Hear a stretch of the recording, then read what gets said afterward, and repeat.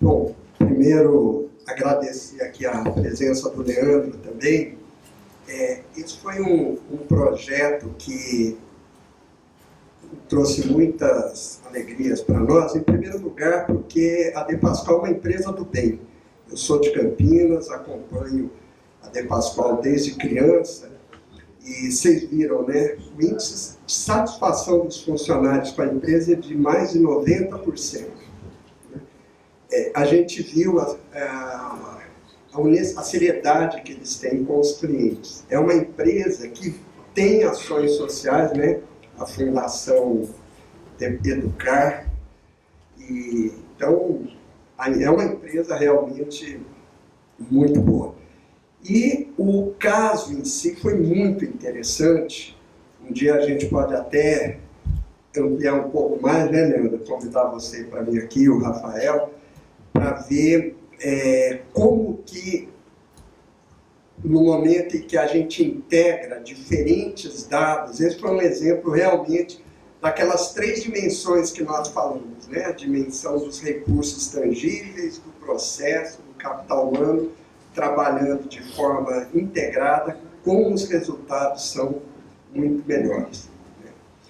E agradecer também a presença de tantas pessoas representando aí instituições importantes que fazem parte da nossa história, que de uma maneira ou de outra a gente já desenvolveu um trabalho juntos, a Sense, que é uma super parceira nossa, o pessoal da Ginomoto, o Raul, a Renata, o pessoal do Instituto Samsung, o Glaucio, a Renata, o Rogério, da SBT, que já falou aqui conosco, enfim, tantos outros aí que posso estar esquecendo agora. E passamos, então, para as perguntas. Só vou pedir, aqui já tem o primeiro, falar no microfone exatamente porque o evento está sendo gravado. Boa tarde a todos, obrigado pela palestra. Professor Macedo, Unisal. Leandro, como é que vocês lidam, vocês dão formação para o funcionário, né? Embora tenha um índice de 90% de satisfação com a empresa, mas vocês têm concorrentes. E é aquele negócio, às vezes, dependendo da faixa salarial, por 200, 300 reais, eles tendem a sair da empresa. Como é que vocês lidam com isso? Leandro, só um minutinho, só fazer primeiro uma correção, um complemento. Temos aqui a Eunice, amiga da Semila, o Elcio, Conselho Regional da Administração, tantas outras pessoas, como eu disse. Outra coisa é o seguinte, nós tivemos sucessivos atrasos hoje para começar, para voltar do intervalo das palestras, e por isso a gente está ampliando um pouquinho o horário, tá? Mais do que meio-dia. Por favor, Leandro. A sua pergunta realmente...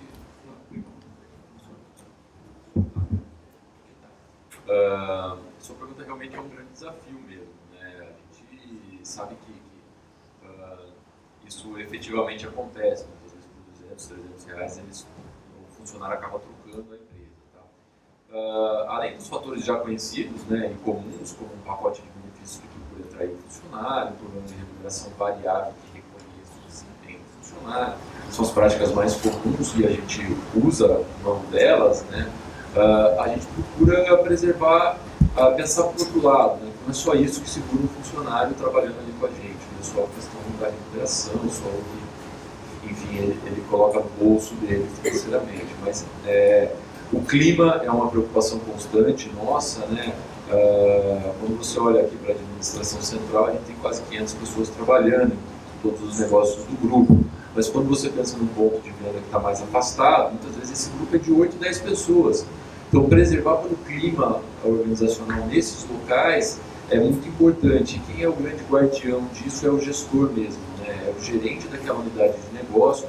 Lógico que existe uma série de monitoramentos que são feitos, mas a nossa maior preocupação é isso, garantir um clima que seja amigável, que seja desafiador, em qual o colaborador se sinta participando. Então, a maioria dos projetos que a gente tem, né, antes dele rodar, a gente procura escolher pessoas para que possam participar, para que se sintam parte disso, para que possam opinar, que a gente entende que essa participação do colaborador foge daquilo que a gente já conhece, né, do dia a dia da remuneração, do dinheiro só, e consegue atrair e garantir que esse funcionário continue com a gente, né. A questão do desafio também é uma outra preocupação da empresa, manter sempre esse funcionário desafiado e participando ativamente ali da empresa, com uma comunicação muito clara, transparente. É uma empresa que quase no nosso prédio de administração central você vai encontrar poucas portas, seja do presidente até qualquer outra função, né? A maioria das salas não tem porta, justamente para que as pessoas possam ter esse acesso.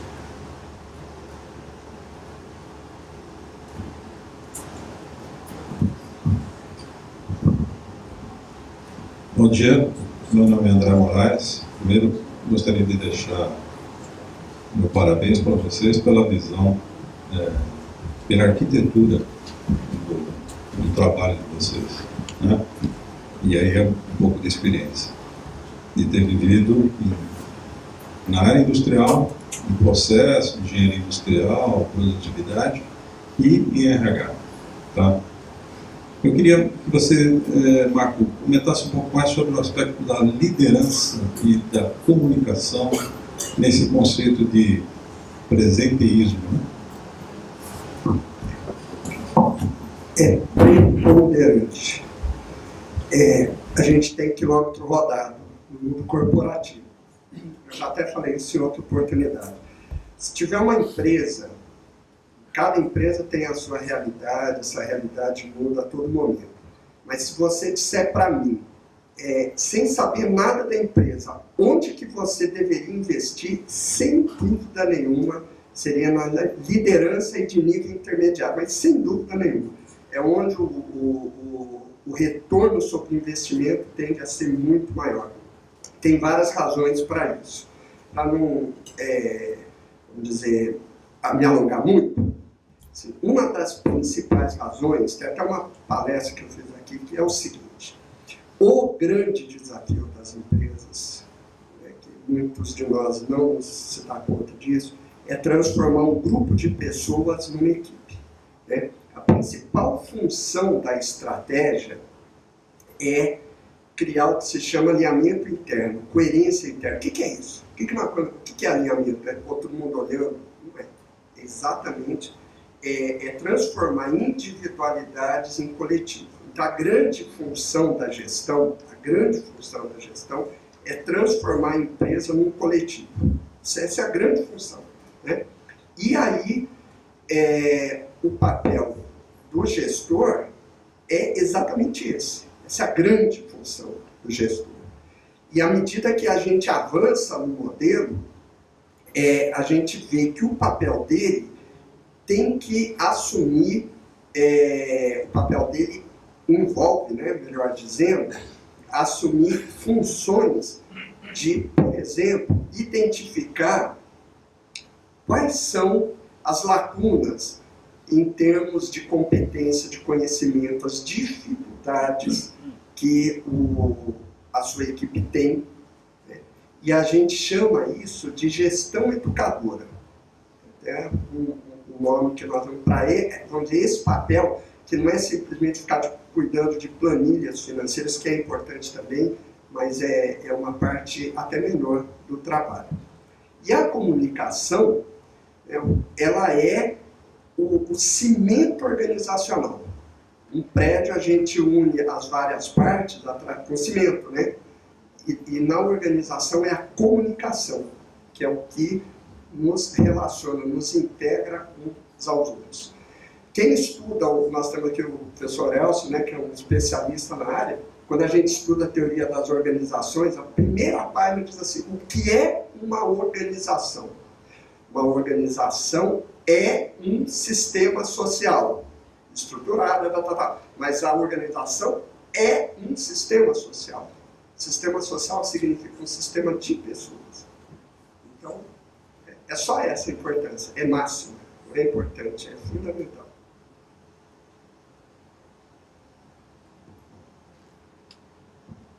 Rogério, gerente de RH do SBT. nosso amigo, parceiro. Seja bem-vindo. Obrigado, Marcos. Ainda não, mas eu vou chegar lá. Meu nome é Rogério, do SBT, que nem o Marcos falou. Eu queria fazer uma pergunta lá para o Leandro Pascoal, porque inclusive é um dos objetos do meu estudo. Eu trabalho com gestão de desempenho no SBT. E a nossa grande dificuldade, ou não só a nossa grande dificuldade, eu acho que é a dificuldade de todo mundo que trabalha com gestão de desempenho, é justamente relacionar. Eu pude perceber que o seu estudo, lá, o estudo que vocês fizeram, a maioria dos indicadores estava baseado em tempo, ou seja, o tempo de execução, o tempo de retorno, o tempo de espera do cliente. Esse é o principal indicador que vocês mensuraram. E tinha só um indicador que é o indicador de qualidade, ou seja, isso que eu queria saber, como você mede a qualidade, se é só o retorno da pessoa na loja, fazendo a reclamação, e se o resultado do estudo que vocês fizeram, vocês relacionam com o resultado organizacional, que daí essa é uma base do meu estudo também, o quanto isso contribui para o resultado organizacional, seja no monitoramento do BSC, que daí lá, por exemplo, o principal indicador de retorno é o EBITDA, o quanto isso retorna para a organização, se você faz esse estudo lá, e se esse estudo vocês conseguem relacionar, o quanto as competências contribuem para o resultado organizacional. O principal aspecto do projeto, né, como você bem apontou aí, a gente tem vários indicadores relacionados ao tempo, mas ele é o desdobramento da nossa qualidade, esse fator tempo. Na percepção do cliente, muitas vezes a qualidade, como foi a sua experiência? Então a gente faz um trabalho de pós-venda aí, com boa base, com 10% de todos, aproximadamente 10% de todos os clientes que passam nas nossas lojas. Além disso, todo cliente que retorna no ponto de venda é feito um registro da sua presença ali, então a gente tem a estatística de todos os clientes que retornaram com problema de garantia, nós temos toda a estatística dos problemas relacionados à ouvidoria mesmo, né? E a gente observou que com as nossas ações de treinamento, de capacitação da mão de obra, obviamente existem os casos de reclamação de serviço por uma série de fatores, mas eles de maneira geral estão bem controlados e a gente tem bastante informação já por eles, em cima deles hoje. Então a gente já vem trabalhando isso há alguns anos. O que é novo para nós é essa mudança da percepção da satisfação do cliente sobre o aspecto tempo. Então a gente vem ao longo dos últimos anos observando que a gente precisa melhorar o tempo para garantir um cliente mais satisfeito. Então é por isso que o projeto tem todo esse olhar para a questão do tempo. O tempo já foi menos prioridade para a maioria das pessoas e hoje não é mais, então hoje ele é uma prioridade. Então por isso que a gente tem esse olhar aí sobre a questão tempo muito forte para reduzir a insatisfação do cliente com isso. Okay? A outra pergunta que você fez foi sobre a questão de relacionar mesmo, né? Como é que a gente observa que se uma determinada ação que a gente executou surtiu o efeito esperado, né? Basicamente seria isso, né? Principalmente no que se refere à qualidade.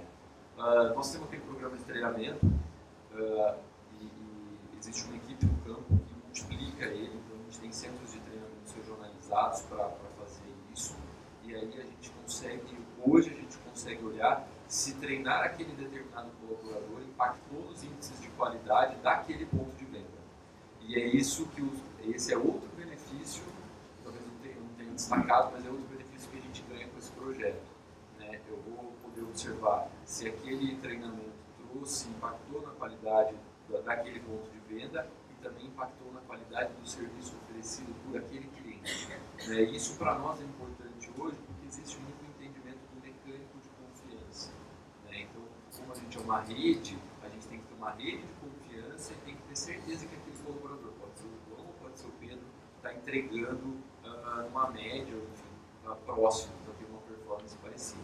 Então a gente faz a medição, sim, do que a gente faz nas ações de treinamento, dessa forma, né, observando os impactos nos indicadores diretos de qualidade e de satisfação do cliente do ponto de venda. Respondi a sua pergunta? Sim. E além disso, se esse retorno que você tem, ele também tem impacto no retorno financeiro. Ou seja, se você aumentou o seu volume de vendas, se aumenta, acredito eu, se aumenta o volume de qualidade, com certeza deve aumentar o volume de vendas também. Aumenta. Existem alguns indicadores que sim, porque, como eu disse, a gente faz aquele processo de revisão de segurança, né? Então, não é vender por vender, na nossa filosofia é essa mesmo. Então, todas as campanhas que a gente faz tem como um fator inicial o NPS, que é o índice de satisfação do cliente. Então, se não atingir aquele índice de satisfação do cliente, pode ter vendido o mundo.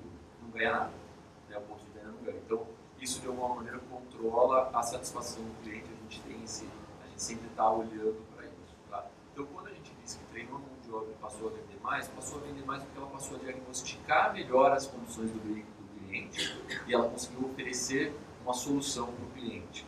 Tá? Então, não é o argumento de venda por si só, mas é sim também como diagnosticar corretamente. Então, quando a gente fala muito da mão de obra técnica, esse é o nosso olhar. Né? A gente capacita, acaba tendo um impacto, porque ele passa a entender melhor do carro e a propor uma solução que seja mais assertiva para o cliente.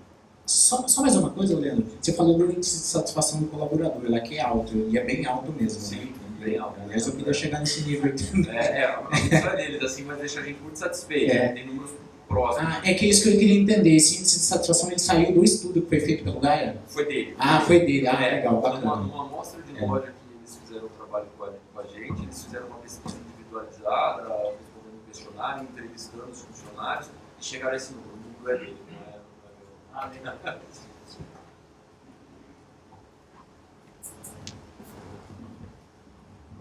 Obrigado, bom dia. Edson do SESI, a pergunta para o Marco e Leandro, parabéns.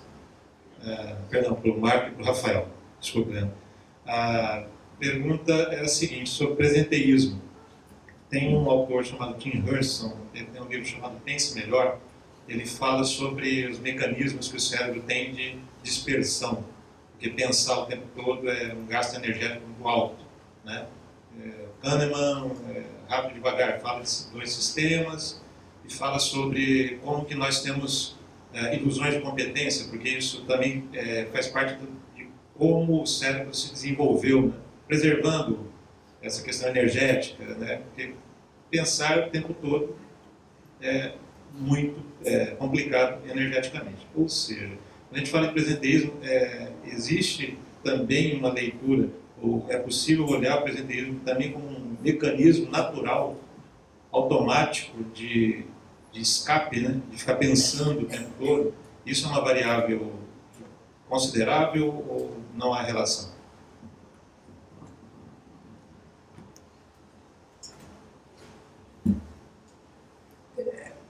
Com certeza, o nosso organismo ele tem essas características que nos permite assim, cuidar da nossa saúde, da nossa situação, e a gente às vezes a gente sai da atenção que a gente tem no momento e perde o foco.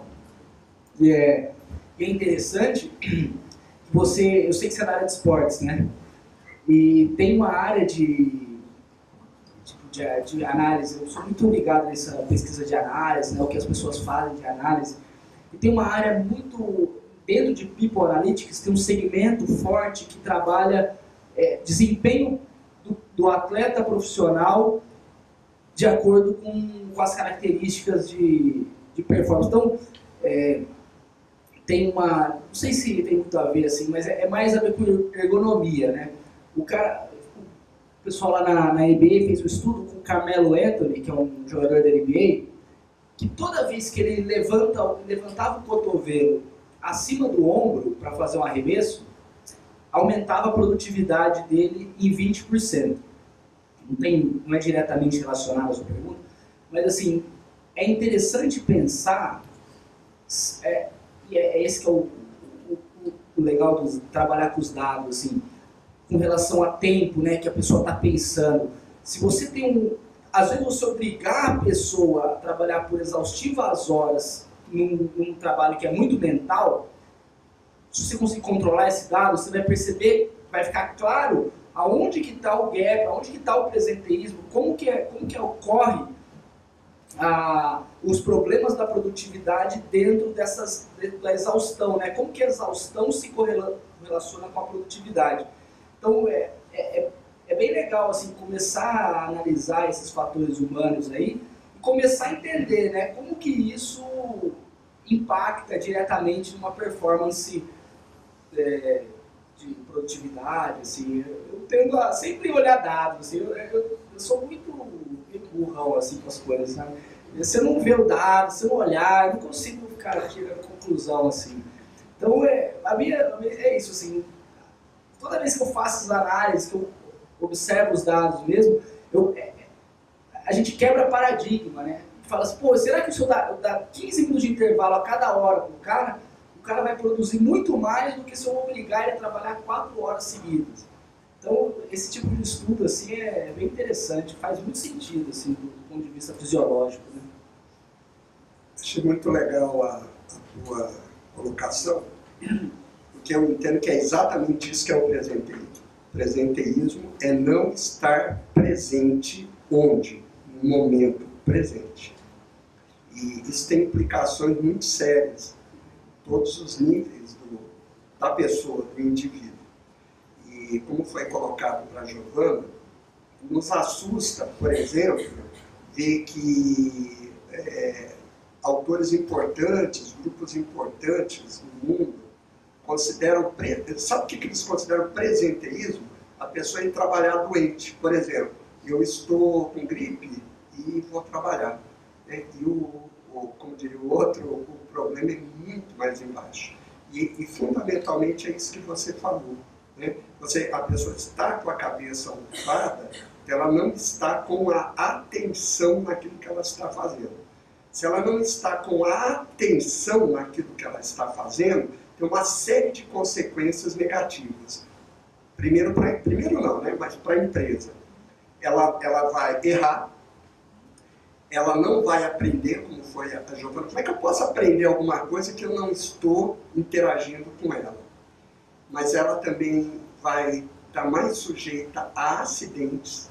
Então, eu tenho algumas hipóteses, eu gosto muito de trabalhar com o Rafael, que a gente se complementa. Eu sou estudioso de muitos anos, e ele com essa visão bem pragmática, quantitativa, então a gente vai buscando soluções, né? Mas assim, eu tenho uma hipótese que grande parte dos acidentes se deve à questão de comportamento humano, de interior, ligado ao presenteísmo, que é uma relação muito direta. Né? E como consequência para a pessoa, aquilo afeta a sua própria saúde mental. Porque tudo tem consequências dentro da gente. A lei da ação e reação não é só no plano físico, não. Então, se o meu trabalho ele é alienado, ele é presenteísta, isso vai trazendo consequências de natureza emocional, mental e até física, porque aí eu começo a usar uma postura que não é a mais adequada. Então, ao solucionar esse problema, a gente está afetando várias instâncias da sociedade. E uma das motivações nossas a começar a aprofundar esses estudos é exatamente a saúde dos indivíduos. E eu tenho isso, eu já levei em outras esferas governamentais, foi muito bem recebido. Né? No Ministério da Saúde, no Ministério do Trabalho, no Ministério da Previdência Social, coisas assim importantes aconteceram, que é o seguinte: o melhor lugar para se promover a saúde é dentro das organizações, porque o nível de governabilidade é maior. E dos problemas de saúde, dos mais sérios e mais negligenciados é o problema de saúde mental. A gente vive uma epidemia de transtornos mentais. Porque transtorno mental não é só a pessoa ficar se achando Napoleão. Todos nós aqui temos algumas coisas. Né? Tanto que a gente usa o termo santo. Né? O que é o são? É o iluminado. O que é o iluminado? É o que está com a saúde mental perfeita. Então, ansiedade, depressão nos seus vários níveis, síndrome do pânico, alcoolismo, tabagismo, compulsão por comida. O que é isso? Né? E o presenteísmo, para mim, vamos dizer, ele sintetiza todos esses aspectos.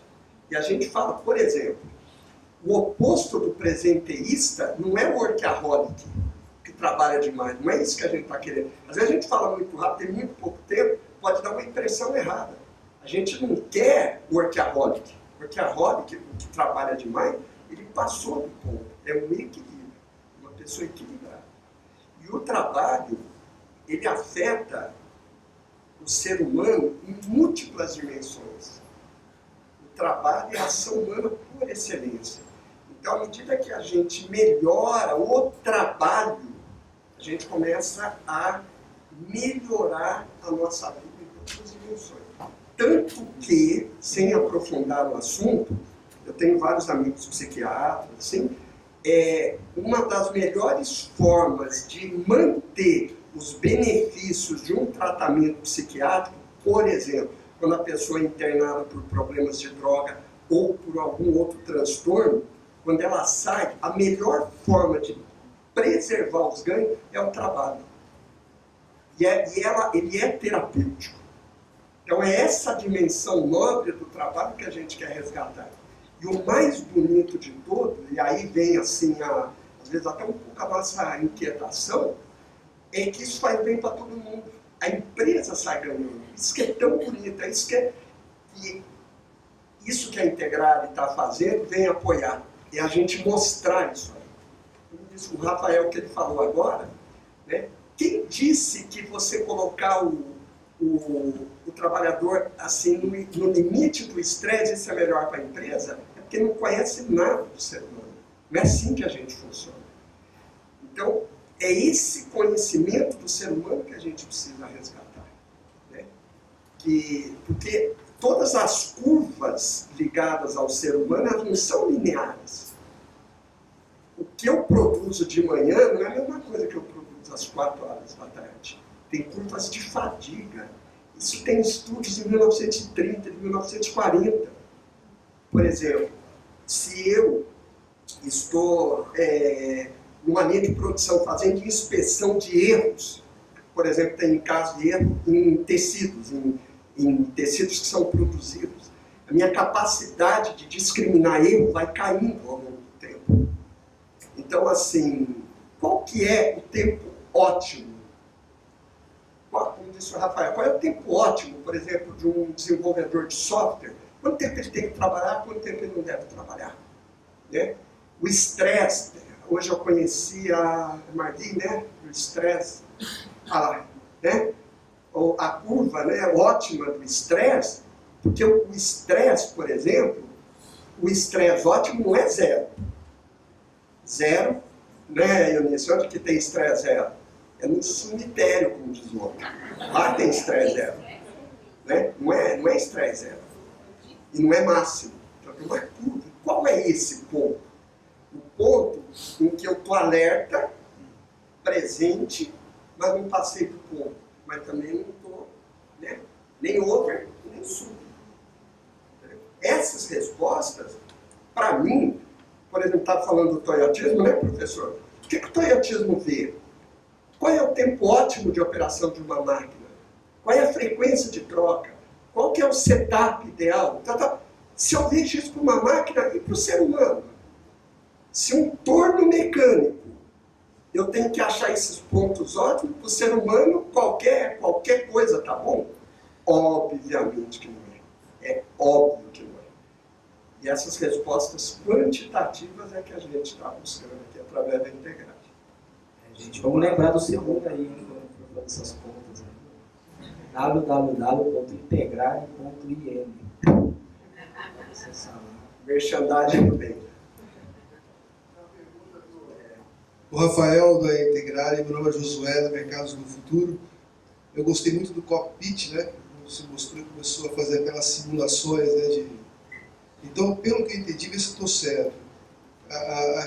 Essas análises, né, elas são orgânicas, depende de cada organização equalizar também a frequência. Cada empresa vai ter que equalizar as suas análises de people analytics. Pelo que eu entendi foi isso, e ver se está correto ou não essa visão. E para ter cases realmente de sucesso, qual é o tempo que você imagina que você mostrou algumas empresas que parece que foram já aplicados algumas coisas, né? Não talvez integralmente do jeito que está hoje o software. Qual é o tempo que você acha que... Ó, você fala uma pergunta, você tocou no ponto que eu terminei de falar e isso me veio direto na cabeça que eu não toquei nesse assunto. A gente não está desenvolvendo uma empresa que vai estipular como que deve medir a produtividade. Não é o simula, não é o nosso papel, não é o papel do software determinar como que a De Pascoal mede a produtividade dos funcionários dele.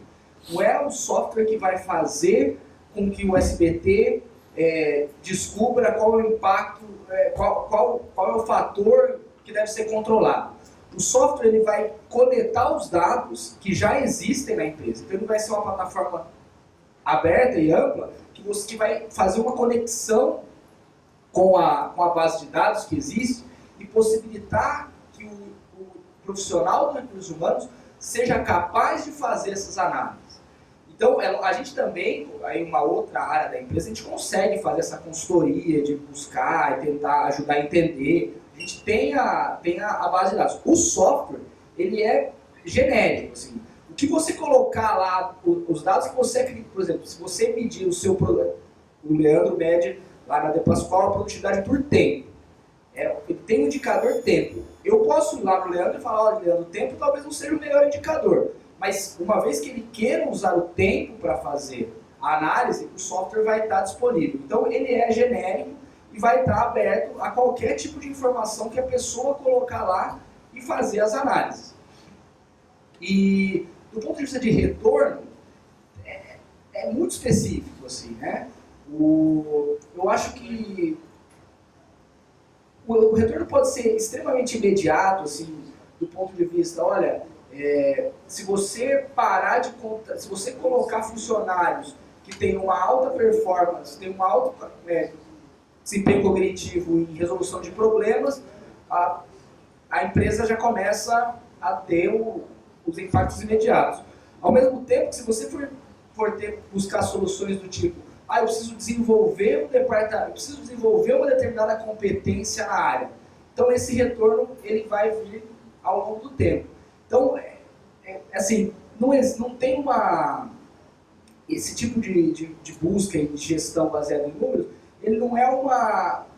Eu falo assim, eu consigo trabalhar em qualquer departamento de qualquer empresa.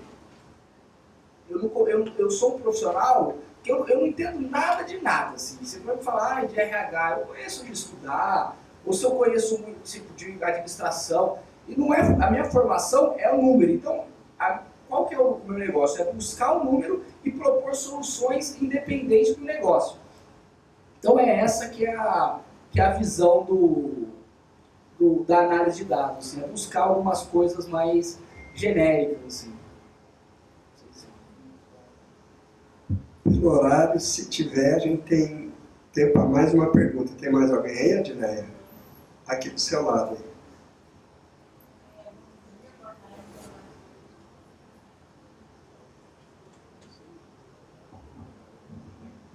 Bom dia, meu nome é Renata, eu sou da Ajinomoto, é a primeira vez que eu estou participando de um evento de vocês, gostei muito, parabéns a todos os organizadores e aos palestrantes.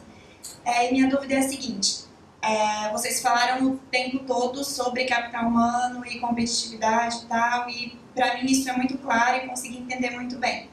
Mas a partir daí, como iniciar uma parceria com as empresas? Como isso tem sido realizado? Como tem saído do Gaia e se unido às empresas? Então é para mim que você está perguntando, né, Renata? Tem várias formas. Aqui eu estava olhando, passando assim, alguns slides, nós já tivemos projetos de âmbito nacional, por exemplo, subsidiado pelo governo. Até o André está aqui ainda. Isso é uma das maneiras que é possível. Né? Nós temos aqui no CTI uma fundação chamada FACT, que ela viabiliza essas parcerias entre o CTI e outras instituições. Então, é uma outra maneira. Né? Existem também possibilidades, dependendo do interesse de ambas as partes, por exemplo, de projetos de pesquisa. um tema que a gente tenha interesse e faça disso um projeto de pesquisa. Nós abrigamos aqui, como foi falado naquele vídeo inicial, pessoas que desenvolvem projetos, por exemplo, de pós-doutoramento. Terminou de sair daqui, agora há pouco, um rapazinho, ele defendeu o mestrado dele na Unicamp, orientado pelo professor Johan, que é da FCA, Faculdade de Ciências da Administração lá da Unicamp, e que faz o pós-doutoramento dele conosco aqui. Então tem vários caminhos. O que a gente sugere é que as empresas nos procurem, para que a gente possa, então, estudar para cada caso o melhor caminho. Isso, obviamente, nós estamos falando do GAI. A Integrare já é uma empresa mesmo, é um caminho normal de toda empresa. Tá joia? Gente, assim, eu acho que daqui, com certeza, o que tem mais vontade de estender sou eu, né? Mas o tempo já até foi um pouco maior do que a gente tinha previsto. Eu agradeço muito a presença de todos vocês aqui, em especial do Leandro, do Rafael, né, da Pascoal e da Integrare, e nós promovemos mensalmente esse evento aqui, ele tem temas variados. O próximo é 16 de junho, como foi anunciado aqui, e como também falamos, já estamos conversando com a equipe, para a gente, muito em breve, fazer um evento focado em presenteísmo. É um tema muito mais rico, muito mais importante do que a maioria das pessoas sequer imagina. Está dentro daquele não sei que não sei, você nem imagina o que é isso, por nem imaginar, não pode avaliar, né, a importância. Outra coisa é que tudo é coletivo, né, inclusive esse evento. Então, a gente está aqui, né, na frente, mas representando uma equipe, representando uma instituição. Então, aqui falando da equipe, tem a Giovana, o Newton, a Adriana, a Kelly, a Dileia, que é a gestora desse projeto, e nada disso. O Eric, cadê o Eric? O Eric lá, fui vendo. Hoje, aliás, eu falei os nomes, fiz a besteira de falar o nome, esqueci um monte, depois eu quis me corrigir, mas se eu for corrigir aí eu vou esquecer outro, então, né? Nós temos aqui a presença do Dr. Silvio Spinella, que é um dos diretores do CTI, e que é, como eu abri hoje aqui de manhã, é uma casa do povo, né, e que tem esse espaço aqui que serve para essa interação entre a nossa instituição, o CTI, e todos os agentes, os profissionais que compõem a nossa sociedade, buscando sempre trazer alguma contribuição para que a gente tenha organizações melhores, pessoas melhores e um país melhor. Então, muito obrigado a todos, espero revê-los em breve.